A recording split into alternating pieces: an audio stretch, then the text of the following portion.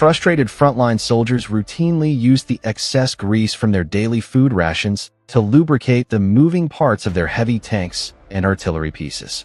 This wasn't a desperate battlefield malfunction. It was a widespread reality for millions of Allied troops who found themselves forced to eat canned Spam for breakfast, lunch, and dinner.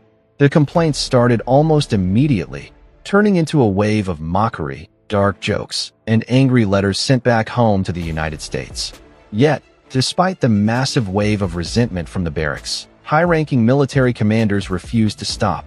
Instead, they kept ordering more, eventually shipping hundreds of millions of pounds of this specific canned meat across global oceans to nearly every single active combat front.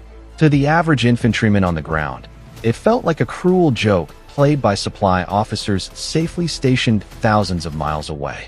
But military leaders were staring directly at a catastrophic logistical nightmare that threatened to collapse the entire war effort, the problem of absolute distance.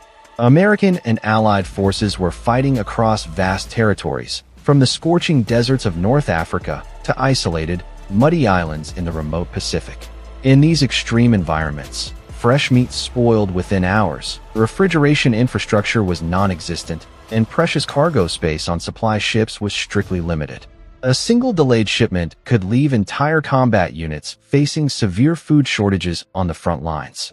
Commanders desperately needed a ration that was incredibly cheap, endlessly durable, and capable of surviving a journey halfway around the world inside a hot cargo hold.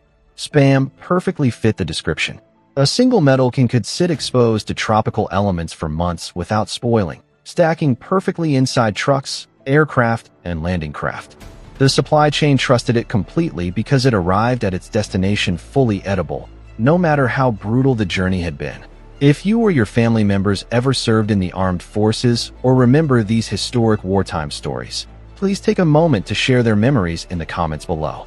But the sheer volume of this global distribution system created an unexpected historical twist that sounds completely fabricated. Through massive wartime aid programs, the United States didn't just feed its own troops.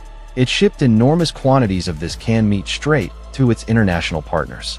The dependency was so total that top foreign leaders later admitted their frontline armies simply could not have survived without these shipments. A humble canned food, manufactured in the American heartland, had transformed into a primary geopolitical tool that kept entire global alliances from fracturing under the weight of hunger. This extreme oversaturation left a permanent mark on global history. On remote islands where local supply chains were completely shattered by years of occupation, these military rations became a vital lifeline for civilians, eventually embedding themselves deeply into local culinary traditions for generations after the conflict ended. Even General Dwight D. Eisenhower eventually admitted to the president of the food company that while he respected the product's immense contribution to victory, he occasionally wished they had spent a bit more time adjusting the flavor. Frontline troops continued to write satirical poems, invent terrible nicknames, and swear they would never touch a can again once they returned to civilian life.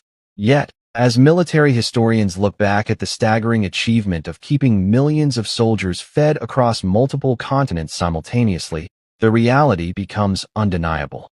The exact food that generations of veterans joked about was the precise fuel that kept the global logistics engine moving forward toward a decisive victory.